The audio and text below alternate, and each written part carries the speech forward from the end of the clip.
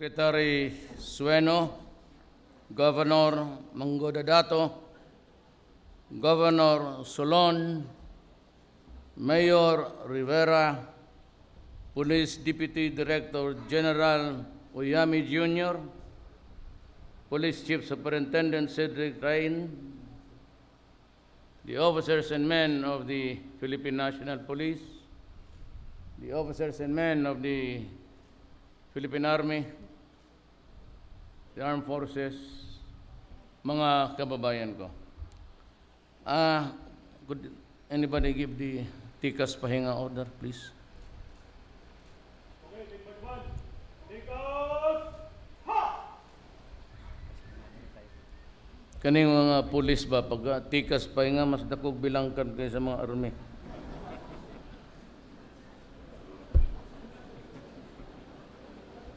Ngano ka?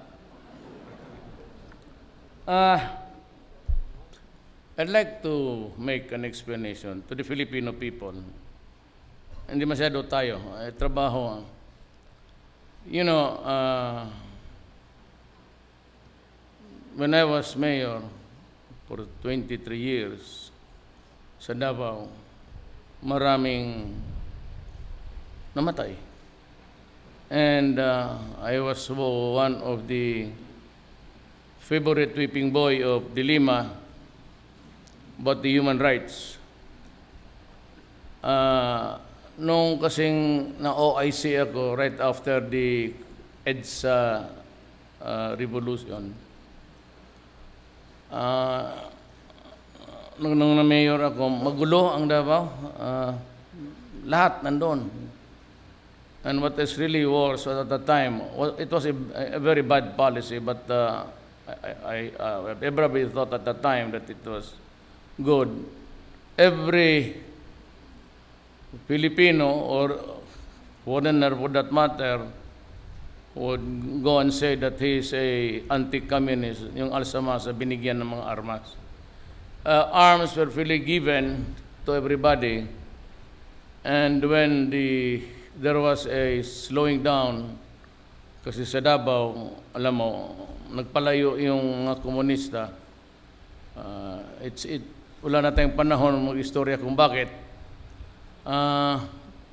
Ang naproblema ko ang mga hoodlums. Then, the shabu substance came into being. Hirap ako, so sabi ko,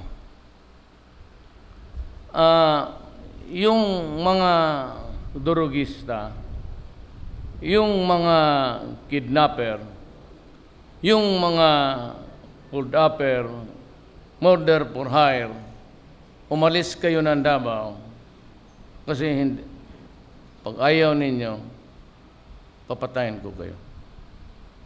At yung ibang umalis nga, buhay, yung ibang, yung hindi naniwala, patay. So no, there is a problem. Kasi lahat kasi ng namatay, binibilang, well, politika una yan. It started with politics. Yung lahat na namamatay dyan, pati yung nasagasaan, kukunan ng picture, padala ni Nograles doon kay Dilima, kaibigan naman sila, pareho silang pangit.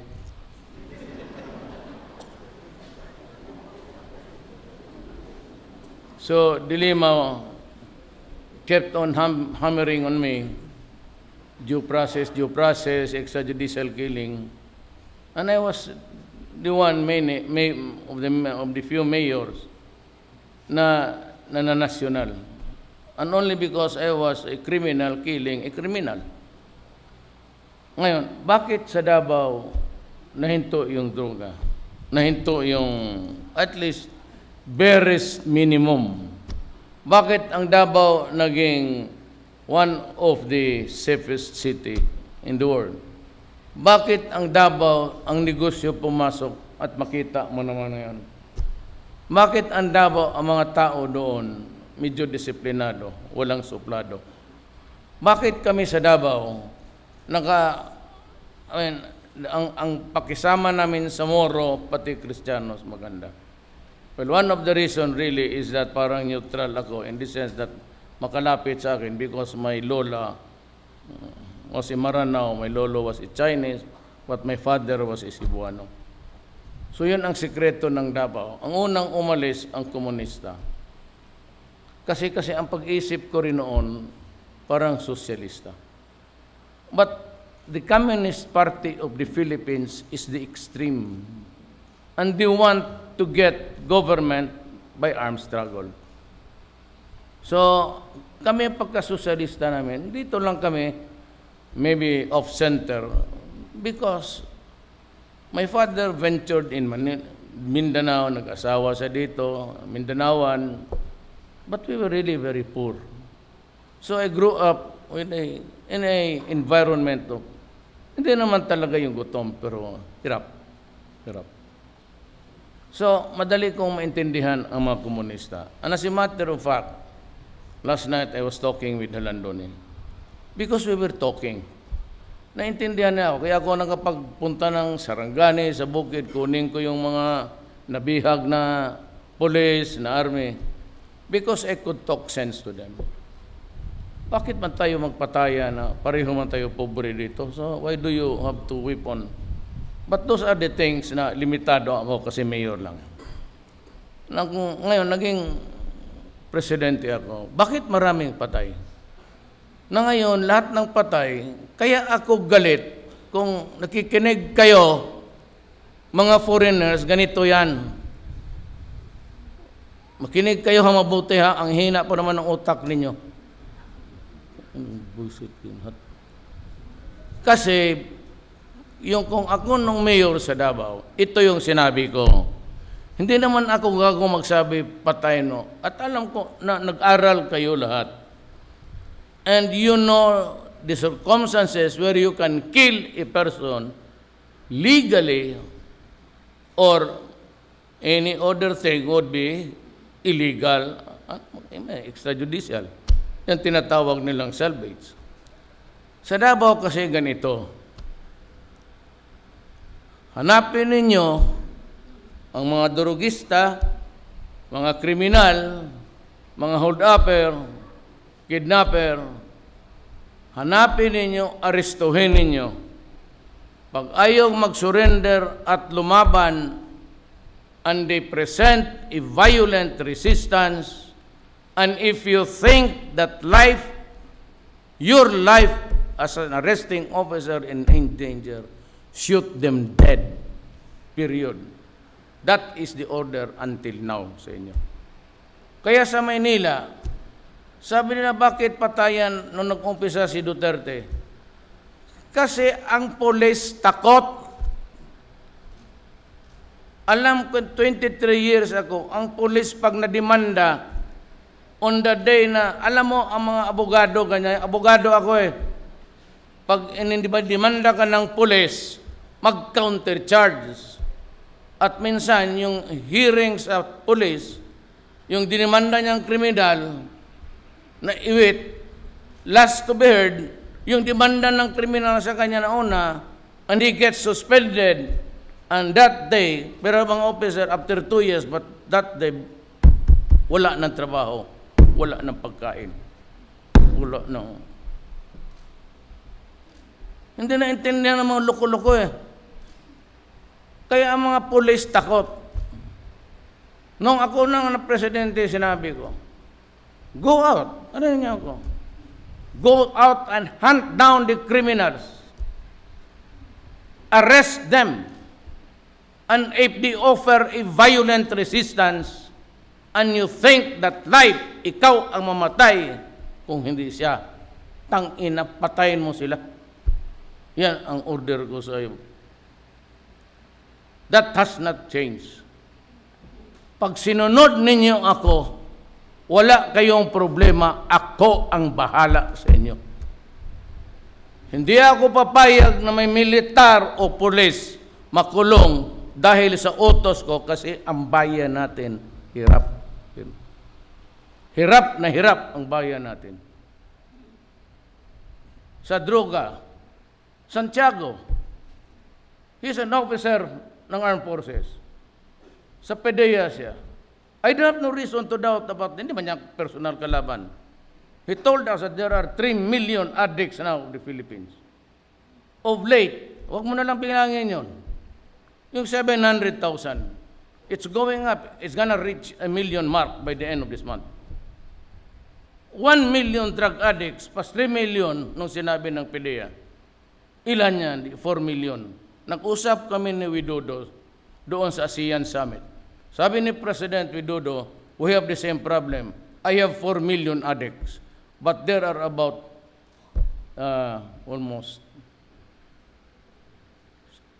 the largest, but Indonesia has about 300 million people.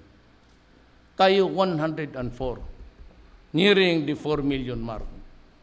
Itong mga puti, ang utak talaga puti. But pasabot luspad, walang dugo na, they cannot understand na ako hirap na hirap masyado dito ngayon. What am I supposed to do with the 4 million? Sabi pa ng easily done. Kindly record it and give it to the idiots. Why is Duterte killing them? Sending them to rehabilitation would be good. They do not know, or they do not pretend to know, or they are ignorant really, that in any government there is always the fiscal year, January to December. At that time, it was Aquino, itong budget kung pinapatakbo ko sa inyo, was a budget that was prepared by Aquino the previous year to be implemented this year. And the budget next year is being prepared now for implementation next year. Nobody at that time knew the magnitude of the contamination of drugs. Remember that I am a midstream president. Pumasok ako, ang budget umiiral na. Sila yung gumawa, at I don't know if you had an idea, na ganun pala karami ang tama natin. Tama yung DOH. Wala silang budget niyan, even the DSWD, simply because this budget now does not contain the following expenditures. Hindi ako makakuha, hindi ako makautang because that would be illegal. Na yung ibang budget doon sa ibang department, igastos ko para sa rehab. Because that would be just like stealing from Peter to pay Paul. Ika nga sa idiom. Hindi naintindihan nila, daldal ng daldal. Ngayon, hinintay ko lang. Nung sinabi ko na, dilema, you better hang yourself, alam ko na. And that is why I am now yung mga human rights. Halika kayo. Halika kayo dito. So I would be inviting the Human Rights Commission, the EU, Obama, if he wants to come here, si Bangki, sabi ko Bangkisan, Bangki-moon pala yung Bangkisan, hindi ko alam, Sun and Moon kasi. So I apologize for that faux pas. And if you read it, then it's a fox pass, it's pronounced faux pas. Yan ang totoo. Ngayon, alam ko na. Sino nagpatay? May mga patay, marami in legitimate police action. Meron na napatay ang mga military sa Mindanao. It's a purely military undertaking a police action. Yung iba yung binabalot, sino nagpatay. Alam mo, marami silang karibal. The most, sabihin ito sa mga putang inang bantay ka sa akin. Pagpunta niyo dito. Di ba nila alam na pati mga police generals at police involved? At lahat yung pinatay, nagpatayan sila because unahan na nila, kasi these guys will be the killers. Nagpapatayan sila kung sinong pumait kay Garbo, sinong pumait kay Luot.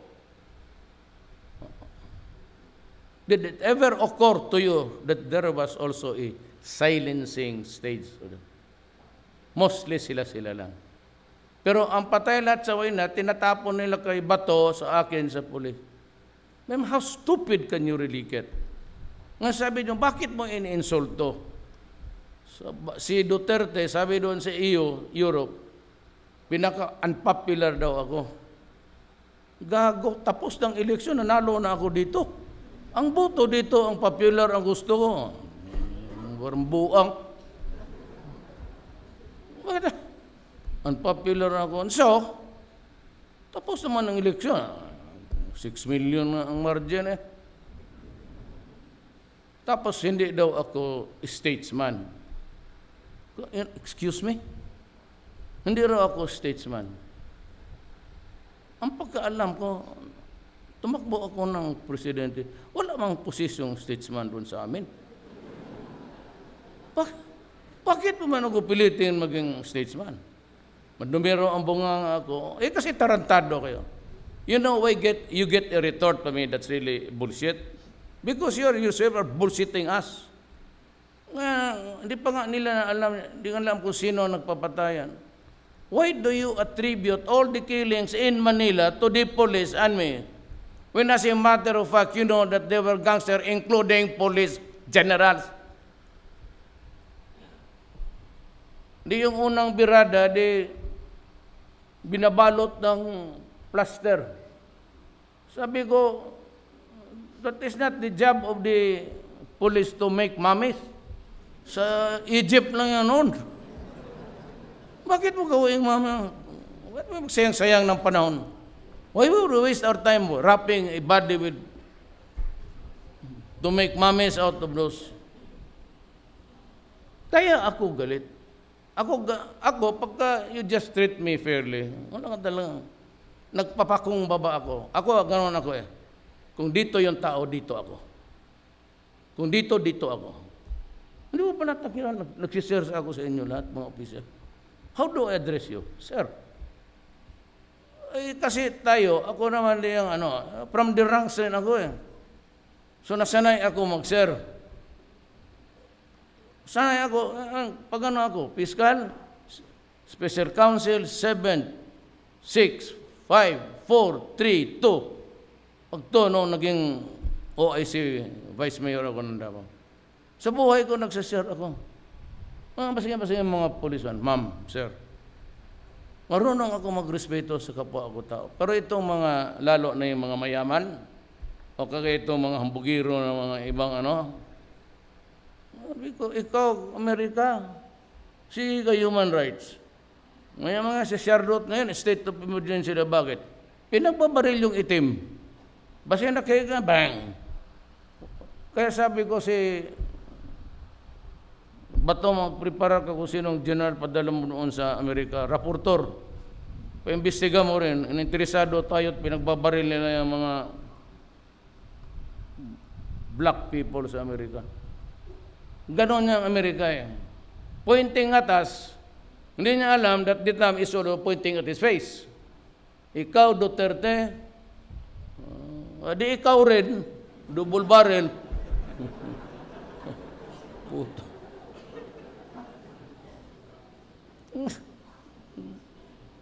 So what kung ayaw na nila? May China, Russia. Punta na nga si Bato. Napunta na si Bato doon. Sabi ko kasi, punta ka doon. Kaya kung magkalabuan ito, nabalik na. O, Bato, saan? Siya, sir, naanata na sir, buwag na ta, dito na lang ta. Isa ka pang intrigador. May sulsulan itong Amerikano, kudita dito. Ibig sabihin, before you condemn, you know, men, pakinggan ninyo ito ha, men judge best when they condemn. Pinakamahusay ang husga sa tao lalabas yan. Lalo yung husga na yan, kasamaan sa kapwa ng tao. Before conducting dilema, chairman ng Human Rights, senador, wala mang pinail isa, sige yaw-yaw sa akin. Ayoko naman siyang patulan kasi pangit siya. Baka patulan ko, tapos, o sige, mag-usap tayo, Mayor. Na. Tapos, saan, ma'am? Ikaw kung saan mo gusto. Alam ko na noon pa. Totoo alam ko. Kasi sinabi ko, Dilima, I am listening to you. Hindi niya nakuha. Akala siguro yung bibiro ako. Hindi akalain. Alam mo, when you get to be president, marami na rin ibang bansa na, gusto mo lang. Sige, kaibigan tayo. So, alam ko na. Sabi ko, Dilima, did I not tell you that I was listening to you? Yung pagsabi ko, go hang yourself, yun na yun. Dumaan na sa kamay ko. Pero hindi ako ang sabi ko, hayaan ko sila, Bit Aguirre. Sige. Siya yun. So, ganito yan. Sabi ko sa mga opisyal ninyo, be careful. Kayo na sa likod, mapoproblema kayo nito. Kani hindi na masyado. Narco-politics has entered the Philippine democracy. Bantay kayo dyan. Kaya ako hindi pumayag na mag-eleksyon ngayon. Kasi yung mga mayor, gobyerno na sabit, they will still have the money to spend and be in power. Pag hindi mo na if we cannot destroy the apparatus now, tayo, the next generation will be compromised. Ang anak ninyo na mga high school ngayon, wag na yan nasa college. Hindi na masyado. Pero delikado pa rin. Ang mga apo ninyo. Sabihin ko sa inyo, ang pinaka sa tao yung ang apo natin. Hindi pa nga tayo sa anak apo. Basta apo. Isang araw kami makipaglaro sa apo mo, maligaya ka pa. Kaya sabi ko sa lahat, I will end by saying, hindi pa pala, huwag mo nang end kay, how many hours this? Ilan yung dumaan dito? You'll get mga 200,000 each.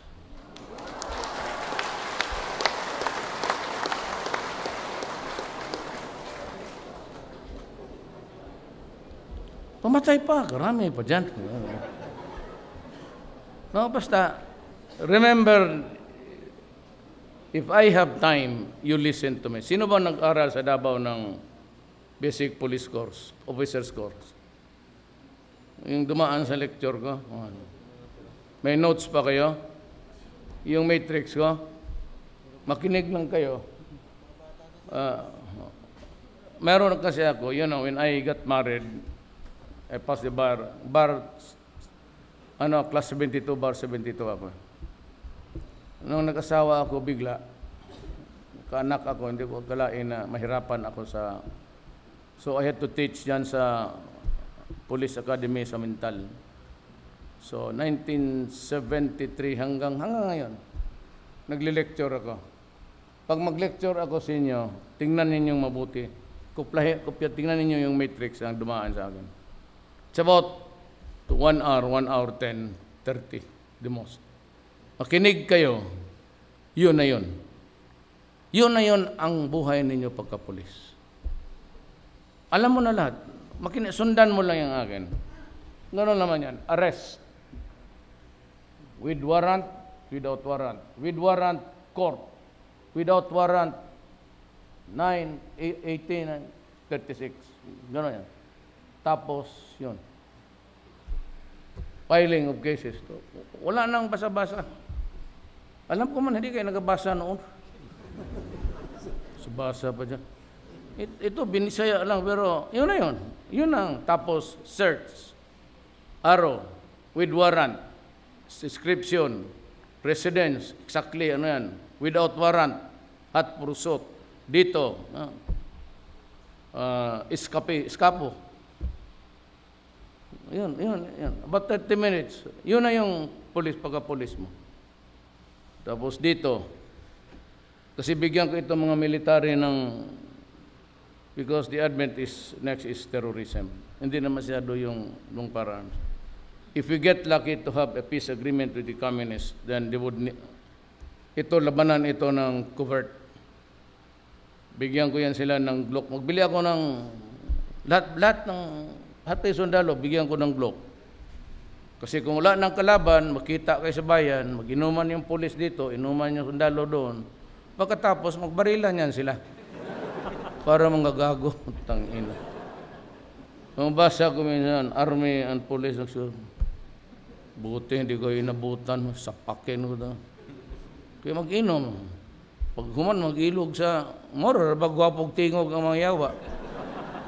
Tapos mag-initay kasi katupong pikas, dugay na sa bukid, doon nakakanaog, mangilog na po, pagkahuman, o kinsalay tigas, barilay na yun.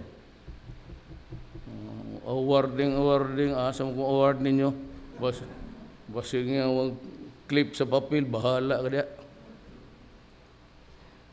So bigyan ko rin yan sila because the next generation is terrorism. No, hindi mo na, I cannot discuss the things that we plan to do. It's supposed to be public, but mainly it's gonna be something like a covert operation. Crime and detection yan.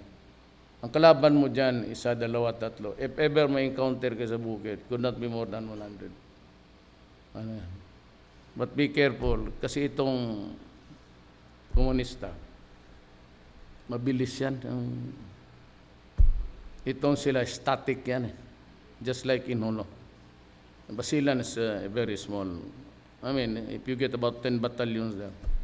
I'm going to get something like, Dolores-Sana is asking 20,000 additional troops. Ako, I would like by next year, tapos na sana. I don't know how many months yung SAF training. So I would have something like about 10 to dito, mobile to rural, urban terrorism rather. But that will be our planning in the days to come before Christmas. So, maghintay lang kayo, you just do your work. Huwag kayo matakot. Huwag kayo magtakot na. Just remember the guidelines. I gave you the standard only if, pagtingin mo, in the convention by the chiefs of police sa Europe pati sa Amerika. Sa Amerika ngayon, pag sinabi, down ka talaga. O hands up ka. Pag nagkamali hands up, tapos ang kamay mo nag-travel sa bulsa. They are agreed now na, o dito sabihin, violation ng human rights. It is now agreed amongst them na any overt action, pag sabi taas ang kamay, tapos magbaba ang kamay mo kung saang bulsa, basta nagkamot ka ng itlog mo kay Makati, putang ina, patay ka. So, malaman mo man, pag magbunot ng ganon, huwag ka na maghintay. Kadot ng sirkik, ang akong pusod na mamang. Wala ka ng panahon magano. You know, if you kill a person on a judgment, wala kang malis, except that you thought at that time that you were in danger. That is good faith. Wala talaga yung, ikaw pa nga. Kasi mag-aristo ka ng gano'n, tapos nagkamali ka. Ito lang ang remember mo, ha? Init, eh. Ayaw naman na igapon. Hindi, lipat natin. Samaw kasi ang... Lipat natin.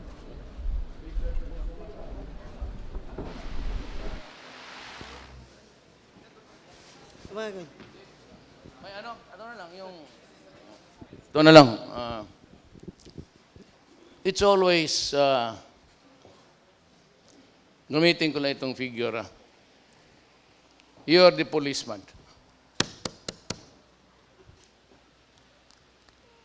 Ano ka? At the time sa enkwentro, were you a policeman or not in the performance of duty? Meaning to say, kung ikaw ang pulis, nakaharap mo ito, nagkabarilan kayo, ano ang sitwasyon mo noon? Nagtatrabaho ka as a police in the performance of duty, Yun. Ngayon, ikaw pulis. At that time nagkabarilan kayo. Ano ka? Wala, nagapi-hapi. Kaharap yung army. Tangina, nag-agawan ng mic, nagbarilan. At that time, ano ka? Were you in the performance of duty? No. Yan. Ngayon, ikaw, pulis ka. May terorista dito, drug addict, binaril mo, naka-auto ka, brrrt, tumama dito, 10 tao patay. You are engaged in a terrorist. Are you responsible for the killing here? No. Why? Because collateral damage yun. You were in the performance of duty. You could not have stopped the bullets and you have every right to defend yourself. Performance of duty and self-defense. Ikaw, pulis ka, sige, pangobra diya sa, pangapago diya sa sabungan, nag-away, na usa ka civilian, gi-away ng baril nimo. Are you in the performance of duty?